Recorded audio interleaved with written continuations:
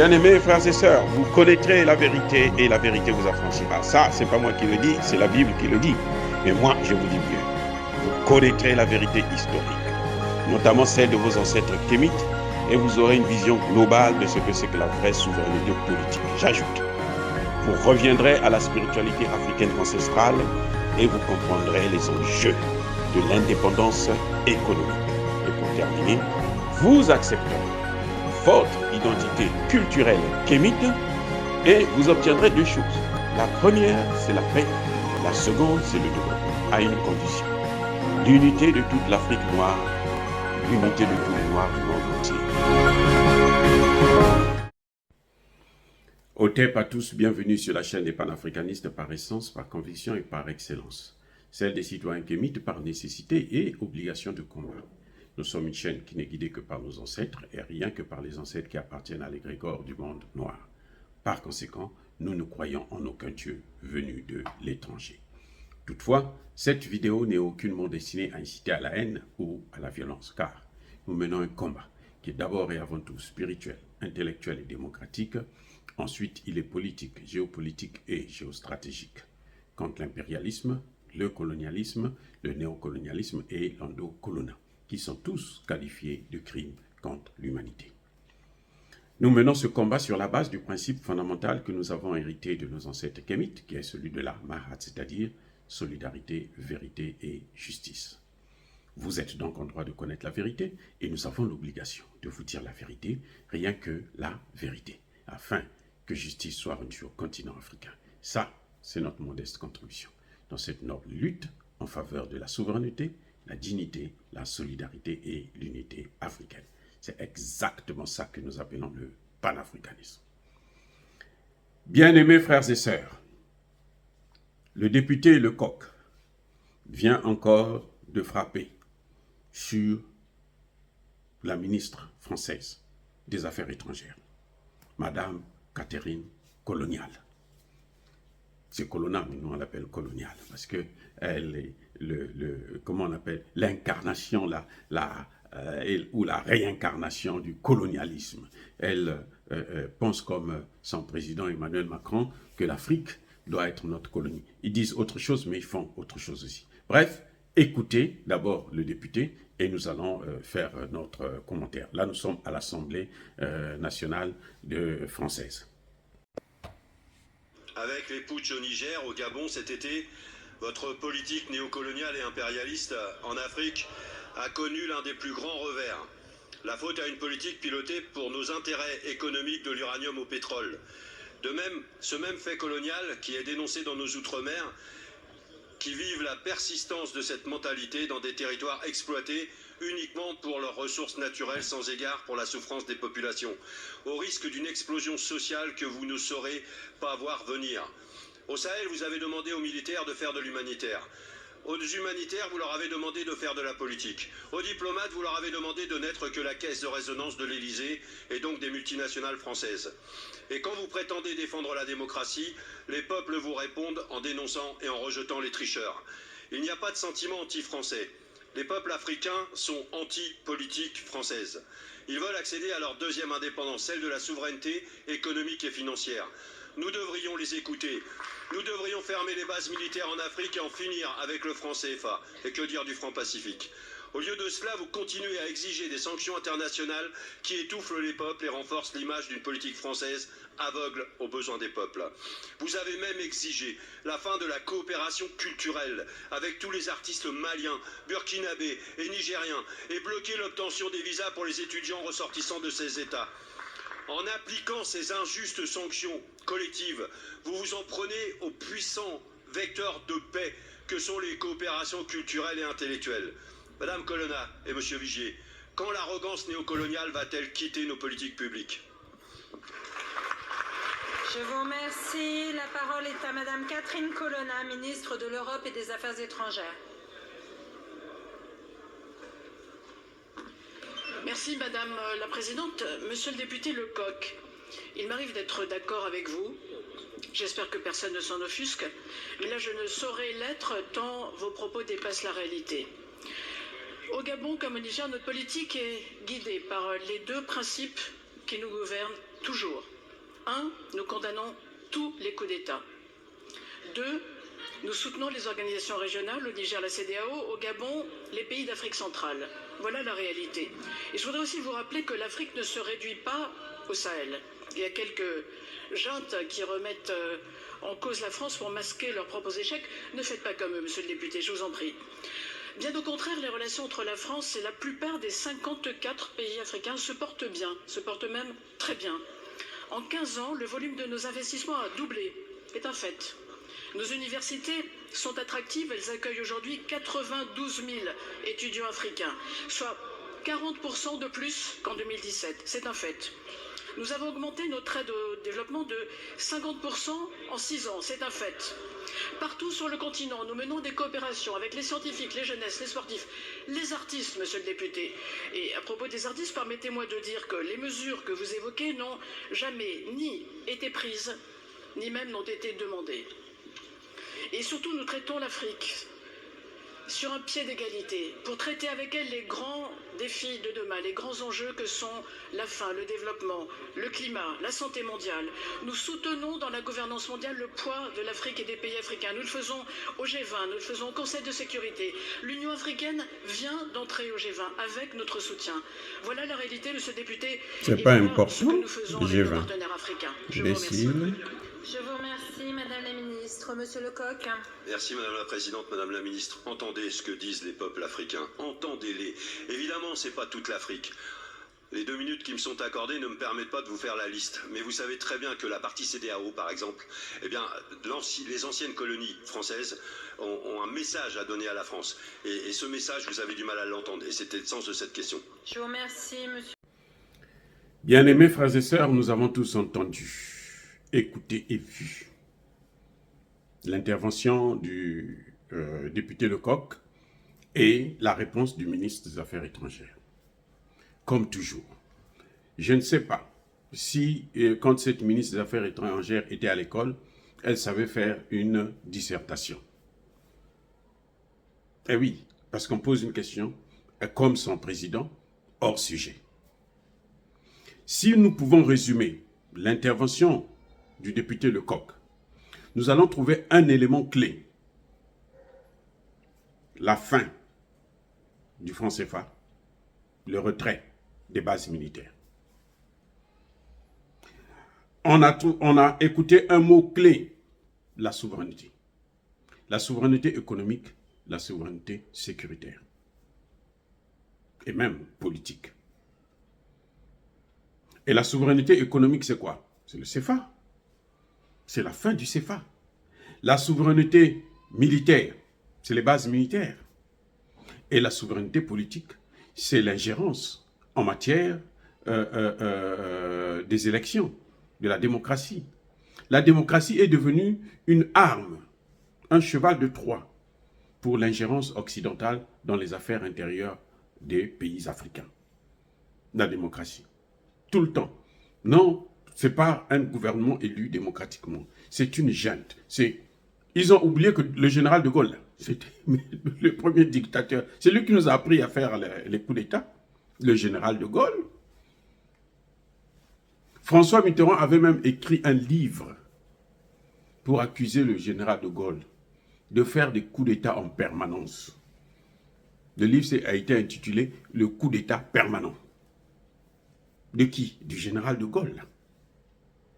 Donc, il ne peut pas venir nous apprendre ce que c'est que le coup d'État. Et nous n'avons pas des coups d'État comme le général de Gaulle. Non, nous avons des coups d'État révolutionnaires que la population soutient parce que les dirigeants sont soumis à la politique française. Les dirigeants ne sont pas souverains, les dirigeants ne sont pas souverainistes. Il y a une différence. Être souverain et souverainiste. Nos dirigeants sont des larbins de la France. Donc, Madame Catherine Colonna, elle va se perdre. Carrément, elle s'est perdue.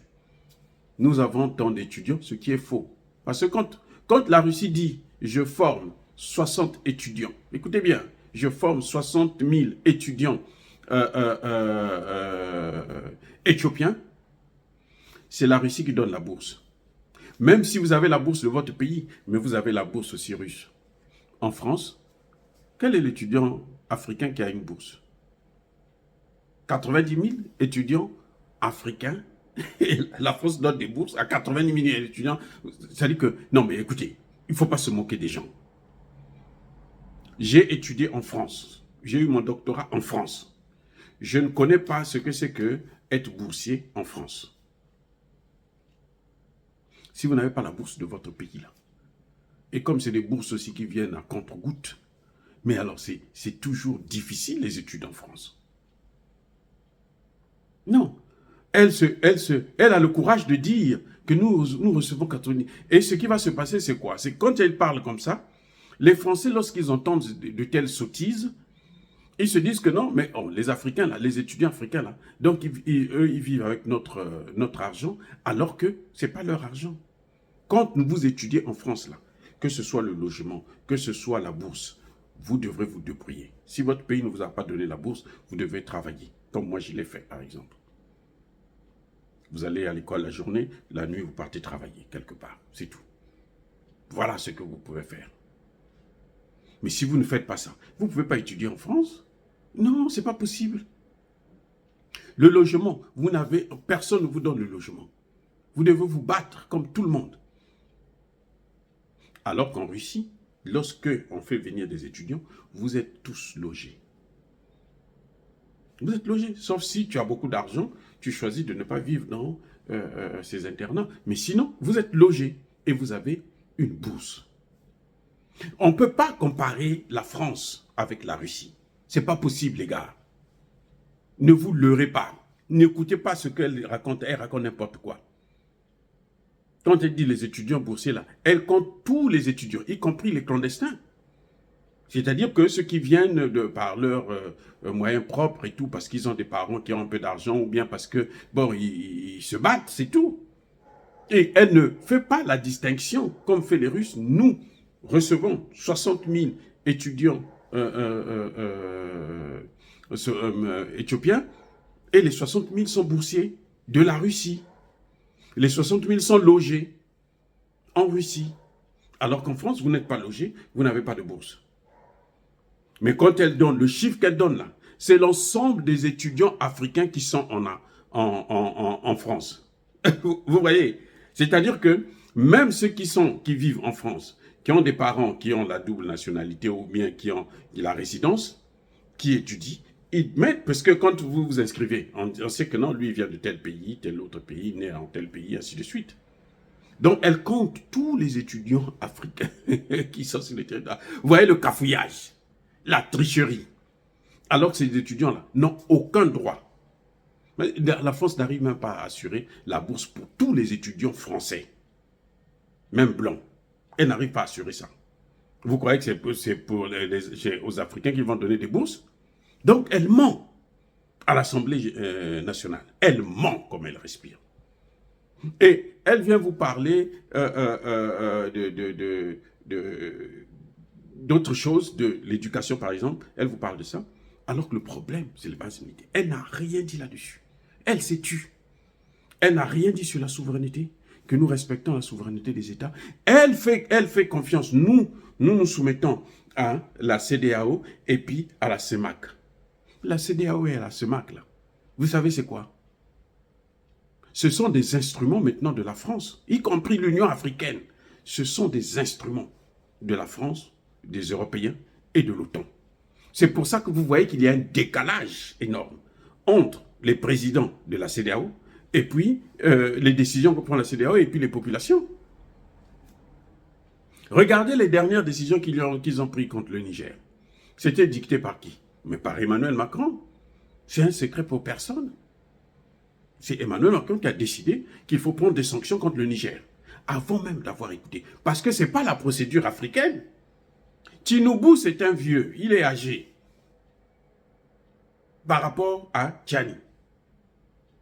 Si Tinubu, quand ça s'est passé, il y a eu le coup d'État, était venu lui-même au Niger, rencontrer Tchani, Tchani allait le recevoir. J'en suis sûr et certain. 2, Tchani allait respecter son âge. J'en suis sûr et certain. 3, Tchani allait respecter sa fonction. J'en suis sûr et certain. Et 4, il aurait pu avoir une vraie vision de la situation. Et quand il allait venir, il allait prendre une décision qui ne serait pas celle de faire donner un ultimatum pour une intervention militaire. Ce ne serait pas possible. Ce n'est pas possible. Ce n'est pas possible. Nous, nous connaissons. Oui. Donc, c'est parce que la position, la décision est venue d'en haut. De quelqu'un qui ne connaît pas l'Afrique, qui ne connaît pas la culture africaine. Il ne peut pas la connaître parce que nous sommes des indigènes à leurs yeux. Nous sommes des sauvages à leurs yeux. Donc, ils n'ont rien à prendre chez nous. Et voilà les conséquences. Quant au CFA, oh là, elle ne dit absolument rien. Elle ne parle même pas du CFA. Alors que ce sont les problèmes qui sont à la base de ce que nous voyons là, au Niger, au Burkina, au Mali, au Centrafrique. C'est le CFA, la présence militaire. Au Tchad. Maintenant aussi, le problème se pose au Tchad. Au Gabon. Voyez, elle dit, nous faisons confiance. Nous soumettons décision de la CEDEAO. C'est eux qui donnent des décisions à la CEDEAO. Emmanuel Macron l'a prouvé. Lorsque la CEDEAO a décidé d'avoir sa monnaie à elle, qu'elle a appelée ECO, au moment où ils étaient presque prêts à finaliser le projet, Emmanuel Macron quitte de l'Élysée. Il vient jusqu'en Côte d'Ivoire. Et il décide que non, c'est bien, vous allez changer de monnaie. Ça va s'appeler ECO. Moi, je l'appelle ECO. Mais le contenu qu'il y a dedans, là, c'est moi qui vais mettre le contenu. Les Africains ont besoin de l'eau. Lui, il vient vous mettre le vinaigre. Est-ce que ça peut marcher comme ça? C'est ce que le coq est en train de dire, que la dame n'a pas compris, elle est encore partie ailleurs, hors sujet. C'est-à-dire que c'est des spécialistes de hors sujet. Ils n'ont jamais répondu aux questions correctement. Ils planent. Ils planent. Toujours junte, machin. Ça n'a rien à voir, c'est parce que le coq est revenu pour insister. Madame, écoutez l'Afrique. Parce qu'il est en train de dire quoi? Il est en train de dire que vous êtes hors sujet. Ce n'est pas ce que les Africains sont en train de demander. Les Africains ne demandent pas les bourses. Non. Ils ne leur demandent pas de nous former. Regardez ce que le ministre Bassolmé a dit là, récemment. Qu'ils ont acheté des armes en Europe. Chez eux, les Français, Belges et autres. Ils ont pris l'argent. Ils ont pris l'argent. Ce n'est pas un don, ce n'est pas un cadeau. Ils ont pris l'argent. Vous savez ce qu'ils ont fait de ça? Ils ont dépensé l'argent. Ils n'ont pas donné le produit. Mais ils ne font pas ça avec les États-Unis, ils ne font pas ça avec la Chine, ils ne font pas ça avec la Russie. Vous prenez l'argent des gens et puis vous ne leur donnez pas le produit. Le produit n'est jamais livré. Quand la France avait repris, après la mort de Modibo Keïta, le contrôle du Mali, vous savez ce qu'ils ont commencé à faire? La première des choses, c'était de détruire tout l'armement que le Mali avait. C'est pour ça que l'armée malienne était devenue comme ça, moribond. Non. Quand Alassane Ouattara vient en Mondovision, mes excuses, pour nous dire que le franc CFA, ça nous appartient, c'est pour nous, c'est notre monnaie. Alassane Ouattara a oublié une chose, que le ministre Bassolma a rappelé à la tribune de l'ONU. Le brevet là, du franc CFA, c'est le brevet français. Il a même donné le numéro. C'est un brevet français.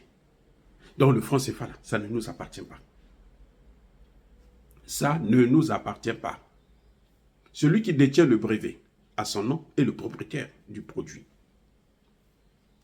Donc c'est clair. Maintenant, la ministre vient nous parler de l'aide au développement, multipliée par 2. Non, c'est-à-dire que non seulement elle est hors sujet, mais elle ment comme elle respire.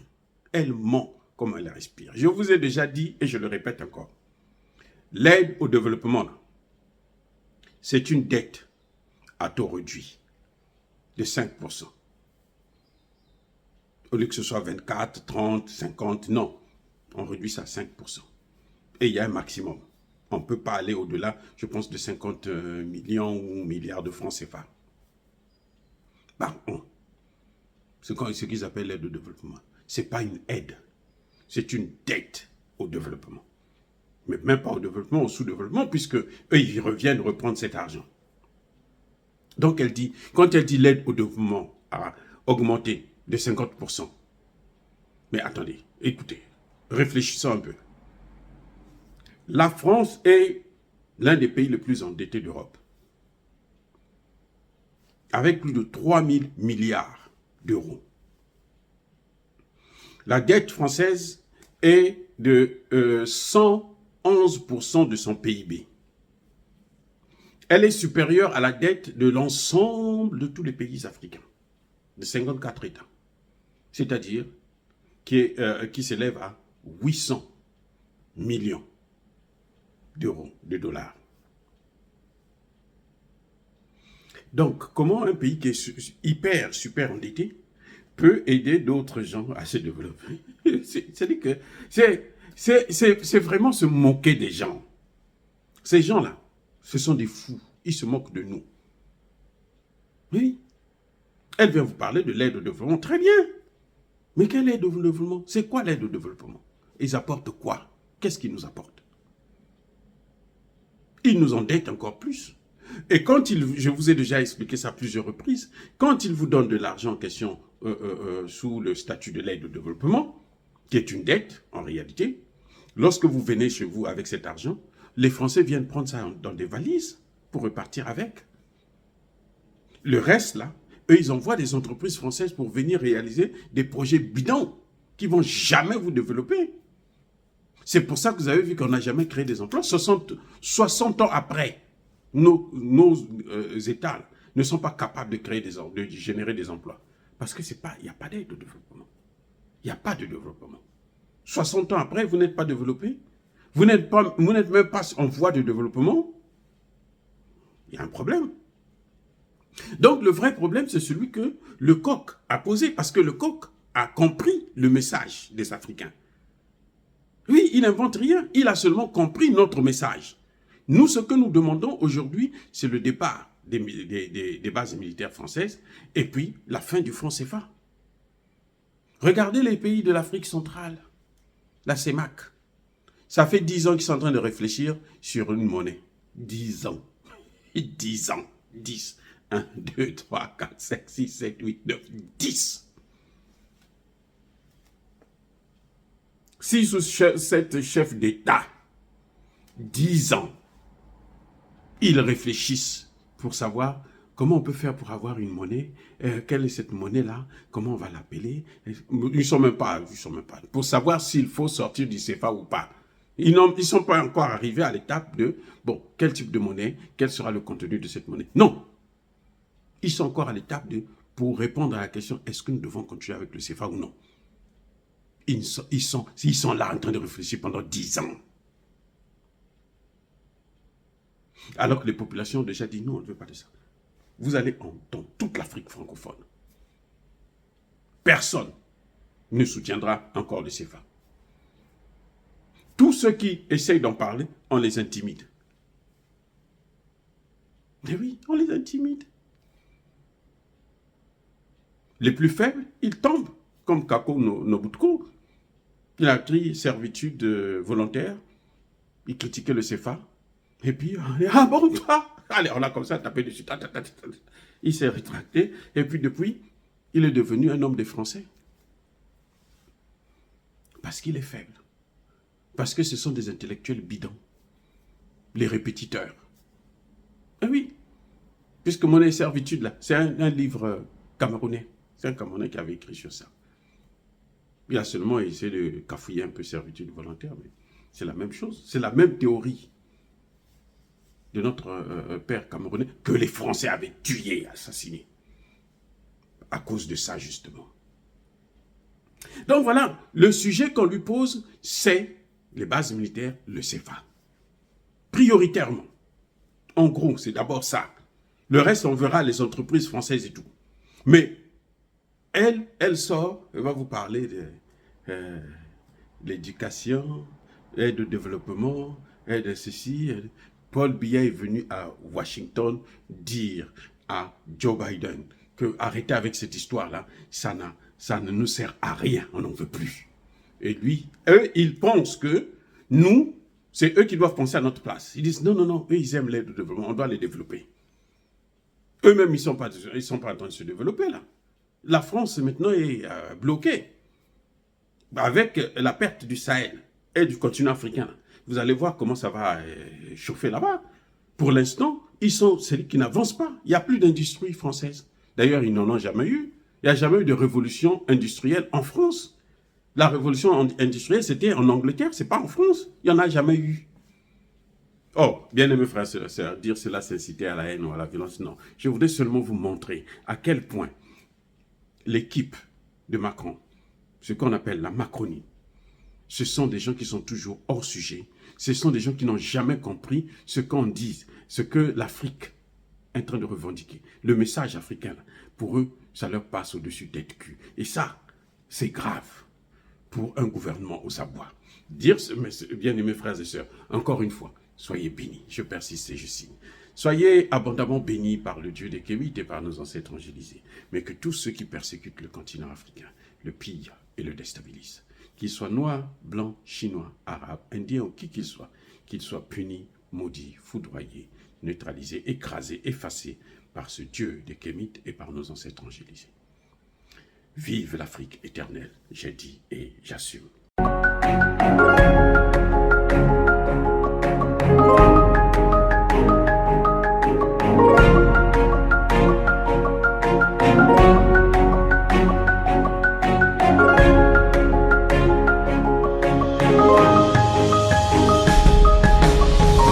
Eux, ils marchent par la foi et non par la vue. Mais moi, je vous conseille vivement de marcher par la connaissance scientifique et historique, notamment celle de nos ancêtres kémites, par les 5 sens et par l'intelligence. Abou Abia.